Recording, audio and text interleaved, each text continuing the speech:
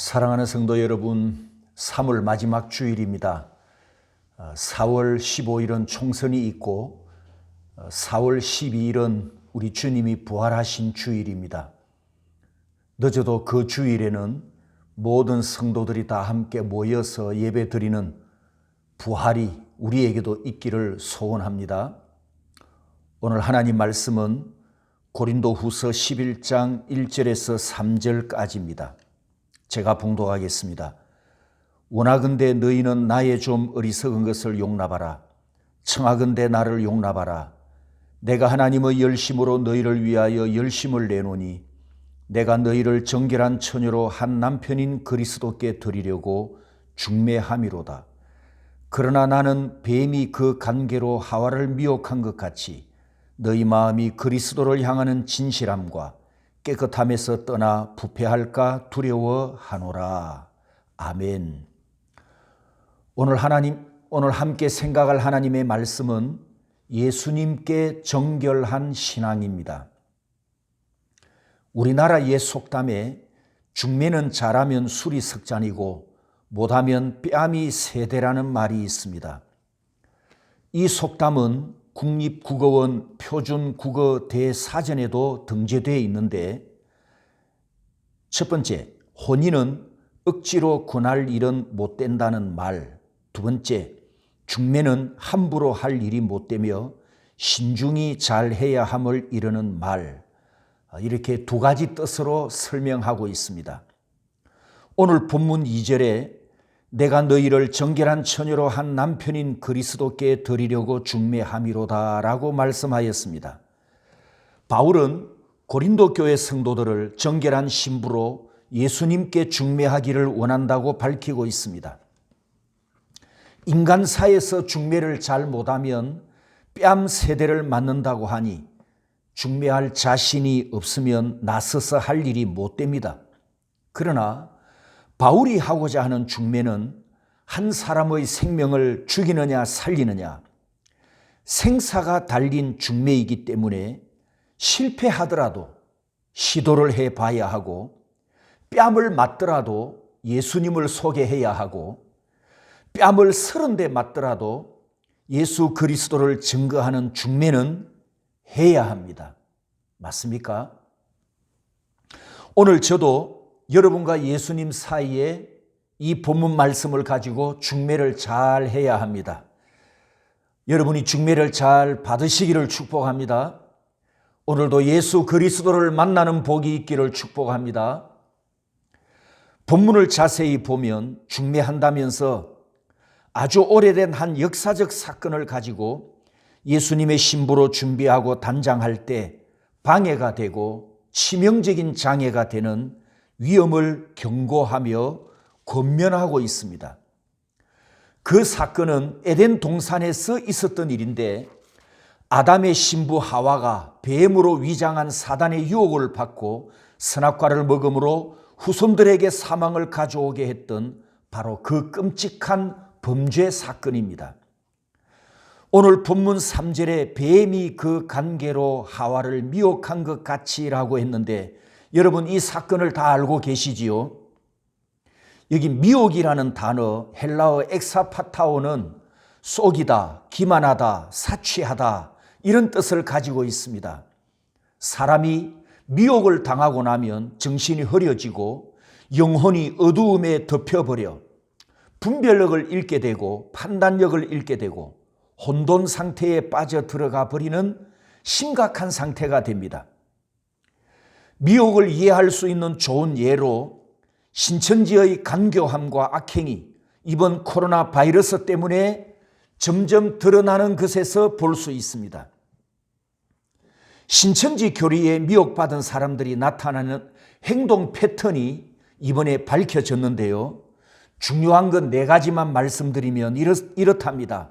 첫 번째, 거짓말은 정의로운 것이다. 그래서 가족들에게 신천지 교인임을 숨기거나 부인하게 한답니다. 두 번째, 탄로가 나면 행동 매뉴얼을 따라 움직이는데 공식적인 집회 참여와 자유로운 종교 활동을 보장받게 하고 헌금도 하게 해달라는 요구와 함께 각서를 써달라고 요구하게 한답니다. 세 번째, 그래도 가족의 반대가 심해져서 스스로 감당할 수 없으면 자기 몸을 해치는 자해를 한 후에 가정폭력으로 경찰에 신고를 해서 도움을 요청한답니다.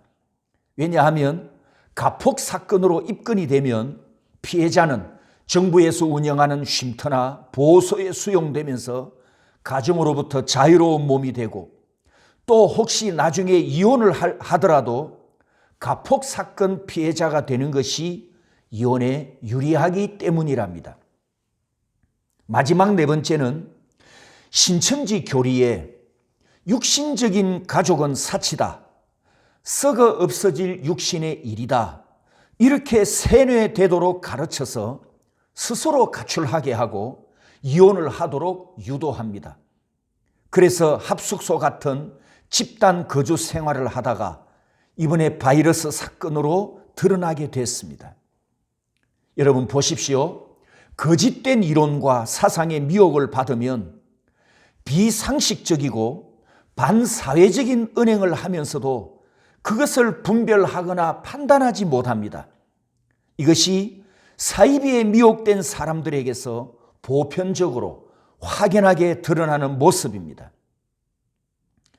우리가 창세기 3장 에덴 동산에 그 현장으로 한번 가 볼 텐데, 창세기 3장 1절에 보면, 그런데 뱀은 여호와 하나님이 지으신 들짐승 중에 가장 간교하니라.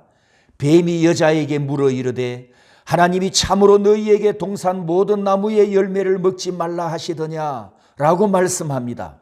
여러분 1절의 첫 문장은 사실 나중에 기록해도 되는 내용이고, 뱀이 여자를 찾아와서 미혹하고 미혹받은 여자가 남자까지 범죄 현장에 끌어들이는 사건을 먼저 기록하고 그 다음에 기록해도 되는 내용입니다. 그런데 창세기 기자는 사건의 구체적인 내용을 기록하기 전에 사건의 개요, 사건의 원인을 먼저 기록했습니다. 그리고 첫 문장을 보면 선언절, 즉 선언 형식을 취하고 있습니다. 뱀은 무엇이었다, 사단은 이런 존재였다 라고 먼저 선언부터 해놓고 그 다음에 일어난 사건을 서술하고 있습니다. 창세기 원저자이신 하나님의 의도는 사단의 존재를 먼저 밝혀서 그 정체를 알게 하려는 것입니다. 사단은 이런 놈이니 인간들아 이후로는 속지 말아라, 이 진리를 외치면서 오늘 나에게 하나님께서 들려주셨습니다. 아멘. 에덴 동산에서 하와가 뱀을 만난 후에 하는 행동에서 미혹받은 사람에게서 나타나는 은행의 똑같은 패턴을 보게 됩니다. 첫 번째, 하나님의 권위를 무시합니다. 두 번째, 말씀의 권위를 무시해버립니다. 세 번째, 그 속에 진리가 사라지니 뱀의 말과 이론을 접수해버립니다. 네 번째, 가장 사랑하는 가족을 자기 범죄 행위에 끌어들여 공범자로 만듭니다. 마지막 다섯 번째, 탄로가 났습니다. 탄로가 난 후에 즉시 회개합니까? 회개하지 않습니다. 그리고 1단계 감추기, 2단계 변명하기, 3단계 핑계대기, 4단계 책임 전가, 당신이 만든 여자가, 이렇게 아담이 하나님께 책임을 전가하지 않습니까? 사이비에 미혹받거나 사단에게 미혹을 받으면 비양심적인 행동도 정상이 되고 반사회적인 행동도 정상이 되어버립니다. 사단의 미혹을 받은 하와의 심령이 어두워지니까 남편까지 범죄에 끌어들이는 행동을 해버립니다. 오늘 본문의 사도 바울이 치명적인 이 문제를 그리스도의 신부들에게 경고하는데 3절에 우리 다 같이 함께 읽어보겠습니다. 고린도후서 11장 3절 같이 읽습니다. 시작. 너희 마음이 그리스도를 향하는 진실함과 깨끗함에서 떠나 부패할까 두려워하노라. 성도 여러분, 사단의 미혹을 받지 마시기 바랍니다. 미혹해 올 때 분별하고 거부하고 대적하고 싸워서 예수 이름으로 쫓아내시기를 축복합니다. 이것을 분명히 아셔야 합니다. 사단은 절대 내 편이 아니라는 사실입니다. 사단은 원수이지 친구가 아닙니다. 사단은 내가 지옥에 가기를 바라지 내가 믿음의 성공자가 되는 것을 원하지 않습니다. 여러분, 마귀는 간교한 어두움의 영이지 않습니까? 아주 간악한 영입니다. 3절에 보면 그 간계로 그랬습니다. 간계, 파누르기아는 교활하다, 또 간교하다 이런 뜻을 가지고 있는데 창세기 3장 1절에도 사단이 간교하다 이렇게 말씀하였습니다. 간교한 사단이 간계로 하와에게 접근하여 미혹하는 데 성공합니다. 뱀이 하와를 찾아와서 선악과를 먹어버려라. 처음부터 강하게 밀어붙이지 않았습니다. 하나님께서 먹지 말라고 하시더냐?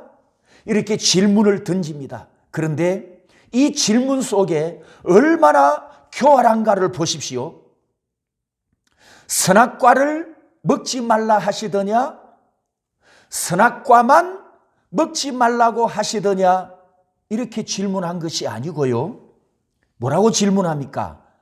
동산 모든 나무의 열매를 먹지 말라고 하시더냐? 이렇게 물었습니다. 여러분, 이 질문 속에 얼마나 간교함이 있느냐? 대답을 유도해내는 질문이 있습니다. 친교를 확장해 가는 질문을 던졌단 말입니다. 그 질문 속에 의심과 반항을 유발하는 관계가 숨어 있습니다. 이 미혹을 받은 하와가 6절에 내려가 보면 선악과를 딱 쳐다보는데 6절에 여자가 그 나무를 본 적 바라보았어요. 선악과를 바라본 적 먹음직도 하고 보암직도 하고 담스럽기도 한 나무인지라. 놀렐루야. 하와는 이 한 번의 유혹에, 이 미혹에 넘어가 버렸습니다.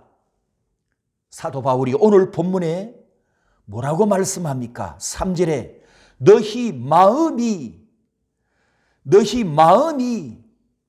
그리스도에게서 떠나 부패할까 두려워하노라.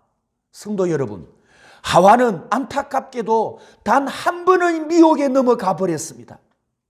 하나님을 향하던 그 마음이 사단의 미혹으로 넘어가 버렸습니다. 결국 약속의 말씀에서 떠나 선악과를 따 먹음으로 그 심령이 부패해져 버렸습니다. 그런데 에덴 동산에서 일어났던 이 사건은 무려 4000년 전에 일어난 과거인데 바울과 고린도 교회 성도들과 도대체 무슨 상관이 있을까요? 21세기를 살아가는 우리와는 6000년이라는 긴 간격이 있는데 에덴 동산의 이 사건이 오늘 나와 무슨 상관이 있다는 것입니까? 예수님께서 하신 말씀을 귀 기울여 보십시오. 마태복음 24장 24절에 거짓 선지자들과 거짓 그리스도들과 거짓 선지자들이 일어나 큰 표적과 기사를 보여 할 수만 있으면 택하신 자들도 미혹하리라. 이렇게 경고하셨습니다. 여러분, 택함 받은 성도들도 미혹하기 위해 달려드는 것이 원수 마귀입니다. 그러므로 종말이 될수록 주님만 바라보아야 합니다. 신랑이신 주님만 바라보고 주님만 사모하고 주님만 붙들어야 합니다. 아멘. 옆 사람과 가족들과 함께 축복을 나눕니다. 정신 바짝 차려야 합니다. 예수님만 바라보아야 합니다. 아멘. 히브리서 12장 2절에 믿음의 주요 또 온전하게 하시는 이인 예수를 바라보자라고 말씀하였던 것처럼 여러분, 이 마지막 종말에는 더욱더 예수 그리스도만 바라보시기를 축복합니다. 말세는 내 믿음을 내가 지켜야 합니다. 내 믿음을 누가 대신 지켜줄 수 없습니다. 나를 천국 보내려고 누가 대신 믿어줄 수도 없습니다. 내가 상금 많이 받게 하려고 누가 내 대신 선행을 해줄 수도 없습니다. 예수님이 재림하시면 내 믿음을 보실 것이고 내 믿음을 검증하실 것이고 내 공적을 따지고 결산하실 것입니다. 그때 내 믿음이 심판석에 앉으신 주님께 통과되면 천국 입성을 하게 될 줄 믿습니다. 그러니 성도 여러분 기억하십시오. 대신 믿음은 없습니다. 대신 신앙도 없습니다. 대신 속죄, 대속은 있어도 대신 믿음, 대신 신앙은 없다는 것을 기억하십시오. 그러니 사람도 믿지 말고 사람에게 기대도 하지 말고 오직 주님만 의지하고 주님만 붙들어야 할 줄 믿습니다. 다시 오늘 본문 3절에 부패할까 두려워하노라는 말씀으로 예수님께서 신부인 우리를 걱정하고 계십니다. 부패할까 두려워하노라. 여러분, 부패란 말 그대로 썩어버리는 것을 의미하지 않습니까? 썩어버린 믿음, 부패한 신앙을 예수님이 염려하고 계십니다. 이들은 불신자가 아닙니다. 고린도 사회에 만연해 있던 우상을 숭배하는 이교도들이 아닙니다. 예수 안 믿는 것도 아닙니다. 무신론자들이 아닙니다. 예수를 믿긴 하는데 부패한 믿음을 가진 자들입니다. 부패한 믿음, 이게 어떤 의미일까요? 요한복음 16장 1절 2절에 예수님이 이렇게 말씀하십니다. 내가 이것을 너희에게 이름은 너희로 실족하지 않게 하려 함이니 사람들이 너희를 출교할 뿐 아니라 때가 이르면 물은 너희를 죽이는 자가 생각하기를 이것이 하나님을 섬기는 일이라 하리라. 앞으로 제자들이 받게 될 핍박은 이교도들로부터 받는 것이 아니고 유대교로부터 받게 될 것을 주님이 말씀하십니다. 우상숭배자들이 박해를 하는 것이 아니라 하나님을 섬긴다고 하는 자들이, 유일신 여호와를 경외하는 유대인들이 예수님의 제자들을 박해할 것을 말씀하셨습니다. 그들은 예수쟁이들에게 박해를 가하는 것이 여호와를 섬기는 최고의 충성인 줄 알고 하나님을 향한 최고의 열심으로 알고 있습니다. 우리는 이것을 고린도 교회를 권면하는 사도 바울에게서 실제적인 사례로 볼 수 있습니다. 바울이 자기의 과거를 이렇게 고백합니다. 로마서 10장 3절에 하나님의 의를 모르고 자기 의를 세우려고 힘써 하나님의 의를 복종치 아니하였느니라. 갈라디아 1장 13절에 내가 이전에 유대교에 있을 때에 행한 일을 너희가 들었거니와 하나님의 교회를 심히 핍박하여 잔해하고 내가 내 동족 중 여러 영갑자보다 유대교를 지나치게 믿어 내 조상의 유전에 대하여 더욱 열심히 있었으나, 또 빌립보 3장 6절에 열심으로는 교회를 핍박하고 율법의 의로는 흠이 없는 자로라. 이렇게 바울이 고백합니다. 스데반을 돌로 쳐 죽인 것은 하나님을 섬기는 열심이었다고 고백했습니다. 바울이 체포영장을 들고 예수쟁이들을 잡으러 쫓아다닌 것은 하나님을 향한 최고의 열심인 줄 알고 그렇게 했다는 겁니다. 하지만 그 열심은 결국 하나님을 대적하는 행위였고 주님의 교회를 박해하는 악행이었지만 부활하신 주님을 만나기 전까지는 사울도 전혀 모르고 있었습니다. 교회를 박해하는 일이, 교회를 박해하는 열심이 믿음의 옳은 행동으로 착각하고 있었답니다. 그리스도인들을 잡아 죽이는 행위가 하나님을 향한 열심인 줄 알았었단 말입니다. 성도 여러분, 이때 사울이 불신자였습니까? 우상숭배자였습니까? 사울이 이교도였습니까? 그 반대입니다. 남들보다 하나님을 더 열심히 섬기려고 충성했었고 더 뜨거운 열정으로 하나님을 경외하려고 했던 행동이었습니다. 바로 이것이 진리가 없는 부패한 신앙, 복음이 없는 부패한 믿음의 전형적인 모습입니다.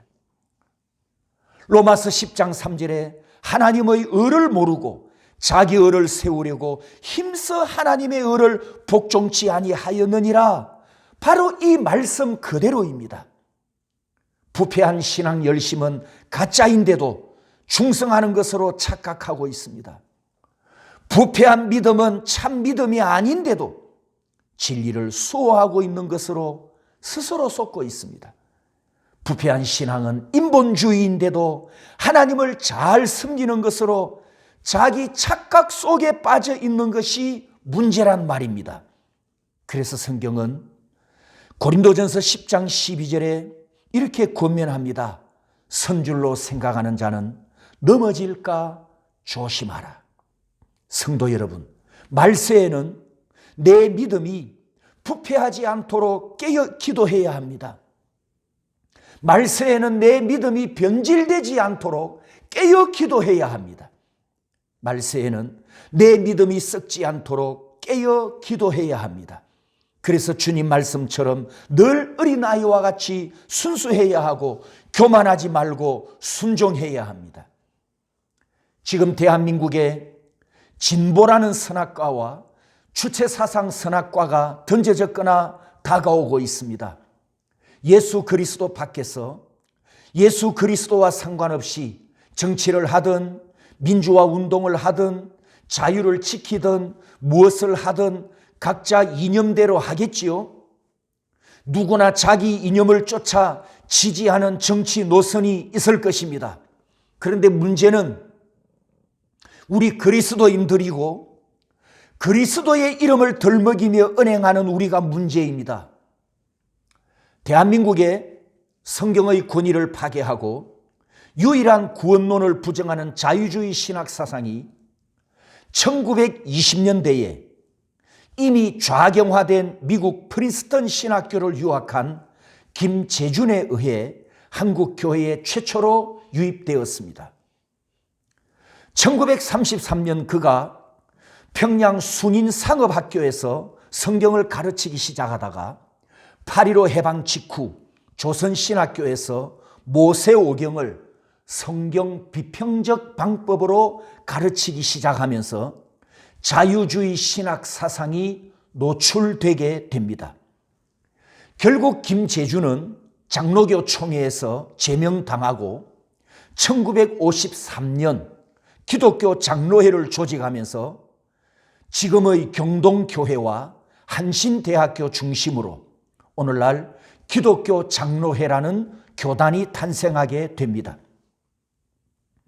앞에서 말한 성경 비평적 방법이란 이런 것입니다. 성경에는 하나님의 말씀도 있고 사람의 말도 섞여 있는 짜집기한 책이어서 진리도 있고 오류도 있다. 사람의 말과 오류가 섞여 있기 때문에 성경의 권위가 없다라는 주장입니다. 그래서 그들은 성경을 100% 하나님의 계시의 말씀으로 인정하지 않습니다. 열흘 전에 있었던 예를 들면 여러분 돌을 아시죠? 돌. 김용옥 돌. 그가 이렇게 주장했습니다. 예수는 자기를 믿으라고 한 적이 없다. 기적을 행한 후에 너의 믿음이 너를 구원했다고 가르쳤다. 이때 믿음은 자기 안에 있는 내적 잠재력이다.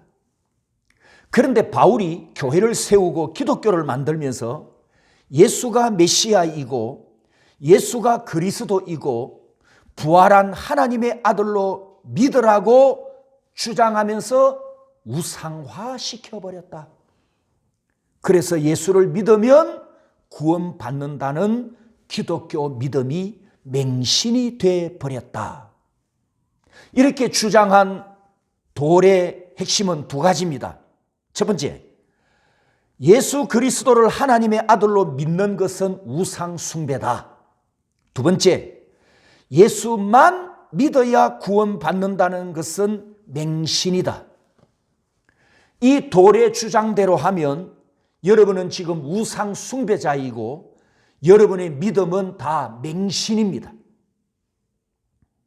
여러분, 이렇게 시작된 자유주의가 한국 교회 안에서 유일신과 유일한 구원론을 파괴하는 종교다원주의를 만나고 그 후에 모든 종교를 짬뽕으로 버무리는 WCC를 만났다가 1960년대에는 남미에서 발생한 해방신학과 또 한 번 더 섞여집니다.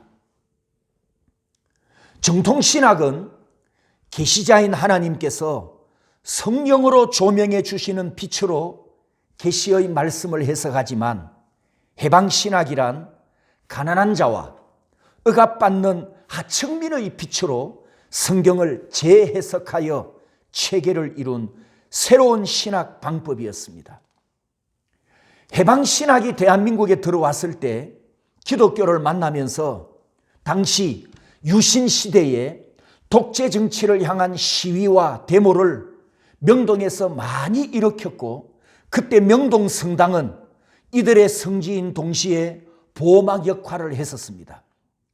그리고 80년대에 대한민국을 많이 흔들었던 주사파, 주체사상파의 활동도 우리가 잘 알고 있습니다. 그러다가 대한민국에서 6.29 민주화 선언을 하고 난 후에 새로운 정치 목표가 설정이 되는데 그것이 남북 통일론이었습니다. 오랫동안 보수 진영에서 정권을 유지하다가 고 김대중 대통령과 고 노무현 대통령 정권 때에 통일운동은 날개를 달았지만 지금까지 북핵 문제는 그대로이고 통일을 향한 전진을 한 발자국도 내딛지 못하고 있습니다. 그때 공표된 통일론이 낮은 연방 단계였습니다. 지금 제가 한국 정치 과거사와 한국 기독교 과거 이야기를 왜 하느냐 하면 한국 기독교 안에 자유주의, 종교다원주의, WCC, 해방신학이 다 함께 버무려지다가 21세기 지금은 더 센, 더 강력한 사상이 한국 교회 안에 침투해 버렸는데 그게 바로 북한식 사회주의 주체 사상입니다. 여러분 20년, 30년 전에 이런 말이 있었습니다.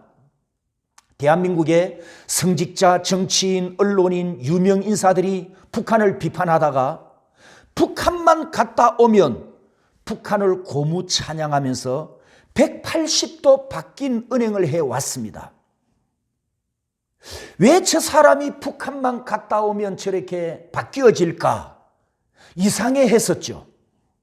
북한에 가서 직접 보지 않고 남한에서 무슨 일이 일어났을까? 이렇게 궁금하던 차에 식량난으로 고난의 행군 시기에 아사를 피해서 목숨을 걸고 국경을 넘어 한국에 정착한 탈북자들을 통해 흘러나오는 정언이 있었습니다.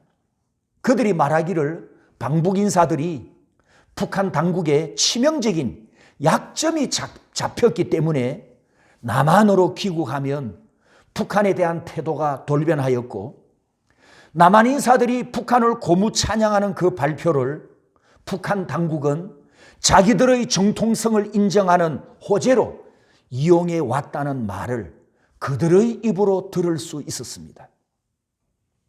성도 여러분, 지금 대한민국 기독교 안에는 또 하나의 선악과 또 하나의 가짜가 또아리를 털고 있는데 북한 주체 사상과 통일운동을 목표하는 가짜 기독교 무리들입니다. 대한민국 국민이든 조선민주주의 공화국 인민이든 남북 통일을 반대하는 국민은 없을 것입니다. 저 역시 남북 통일을 찬성합니다. 바랍니다. 원합니다. 문제는 방법입니다. 이 시점에서 저는 목사로서 그리고 그리스도인으로서 예수 믿는 사람으로서 북한식 사회주의 주체 사상과는 통일할 수 없음을 그리스도인의 신앙 고백으로 선언합니다. 여러분 앞에서 내가 다시 한 번 더 고백을 합니다.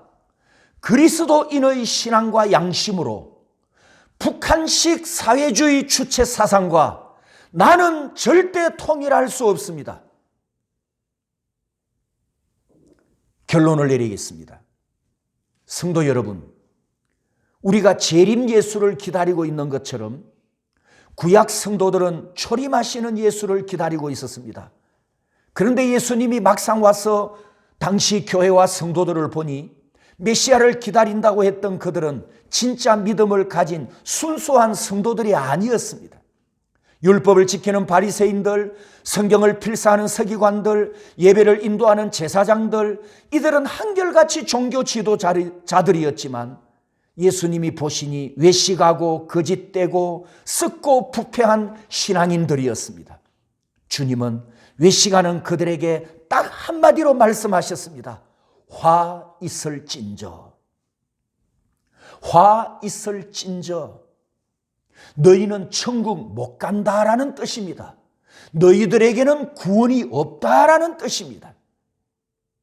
오늘 본문에 똑같은 말씀으로 우리에게 경고하고 있습니다. 오늘 본문 3절을 다시 한 번 더 보십시오. 너희 마음이 그리스도를 향하는 진실함과 깨끗함에서 떠나 부패할까 두려워하노라. 성도 여러분, 이 말씀을 심각하게 듣고 깊이 생각하고 자신을 철저하게 돌아보고 자신을 빈틈없이 검증해보고 나는 지금 참된 믿음에 서 있는가를 돌아보아야 합니다. 예수님이 다시 오실 때 내 신앙을 인정해 주실 것인가? 내 믿음이 마지막 신문을 통과할 것인가를 미리 살펴봐야 합니다. 신랑이신 예수님께서 걱정이 되셔서 하늘로 올라가시기 전에 이런 말씀을 남겨주셨지 않습니까? 누가복음 18장 8절에 인자가 올 때에 세상에서 믿음을 보겠느냐? 믿음을 보겠느냐? 성도 여러분, 미혹의 물결이 홍수처럼 쏟아지는 종말입니다. 특히 대한민국 현 상황에서 거짓 미혹을 더 분별해야 할 때에 저는 예수 중매쟁이로 여러분들의 영혼을 책임지고 주님께 인도해야 하고 혹시 뺨을 맞더라도 여러분이 진리 가운데로 행하도록 나는 여러분을 인도해 가야 합니다. 하지만 여러분의 믿음과 여러분의 영혼은 각자 자기 책임이라는 것을 기억하십시오. 누구 때문에 변명하는 것과 누구 때문에 책임 전가하는 것이 에덴 동산 첫 번째 재판정에서 통하지 않았듯이 마지막 심판석에서도 통하지 않습니다. 내 영혼과 내 믿음과 내 삶과 내 은행에 대한 책임은 내가 져야 한다는 뜻입니다. 성도 여러분, 예수님이 말씀하신 믿음을 가지십시오. 예수님이 찾으시는 믿음을 가지십시오. 예수님께 인정받을 믿음을 가지십시오. 이 마지막 종말의 때에 섞이지 않는 정결한 신앙을 가지고 있다가 다시 오시는 주님을 만나는 거룩한 신부들이 되시기를 주님의 이름으로 축복합니다. 기도하겠습니다. 오늘도 살아 계셔서 역사하시는 만군의 높으신 여호와 하나님, 하나님을 아버지라 경외하는 성도들이 하나님의 거룩하신 전 앞에 나와 하나님 살아계시는 집으로 나와 한 영으로 한 믿음으로 한 마음으로 하나님 앞에 경배와 찬양을 드립니다. 홀로 한 분이신 하나님, 이 경배와 영광을 받아 주시옵소서. 모든 영광은 하나님이 받으시고 오늘도 이 말씀과 함께 하늘 문을 여셔서 하늘의 빛을 비추어 주시고 하늘의 생명으로 복 내려 주시옵소서. 이 마지막 종말의 때에 많은 미혹이 있지만 하나님의 말씀의 빛으로 이 진리와 진리가 아닌 것을 잘 분별하게 하시고 선과 악을 분별하게 하셔서 미혹받지 않고 넘어지지 않고 부패하지 않는 정결한 믿음, 정결한 신앙을 가지는 그러한 신부들이 되게 하여 주시기를 원합니다. 우리 예수님이 다시 오실 때 주님께 인정받고 그 마지막 심판석에서 천국 문으로 들어갈 수 있는 그러한 믿음을 가지는 저희들 되게 하여 주시옵시기를 원합니다. 성령 하나님께서 우리의 마음을, 우리의 심령을 비추어 주시고 말씀의 등불을 늘 비추어 주셔서 아버지 하나님께서 기뻐하시고 하나님께서 원하시는 그 뜻을 따라 행하는 남은 삶이 되도록 축복하여 주시옵소서. 대한민국을 위해서 기도합니다. 한국 교회를 위해서 기도합니다. 바이러스 때문에 고통당하는 자들을 위해서 기도합니다.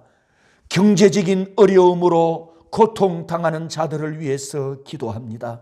하나님, 우리의 죄와 우리의 허물을 용서하여 주셔서 이 바이러스가 빨리 끝나게 하시고 이 고통의 연단과 고통의 기간이 빨리 멈추어지게 하셔서 모든 것이 정상화되고 무엇보다도 예배당에서 드리는 예배가 중단된 대한민국 교회 예배당 예배가 다시 부활하고 회복할 수 있도록 긍휼히 여겨 주시옵시기를 간절히 원하옵고 원합니다.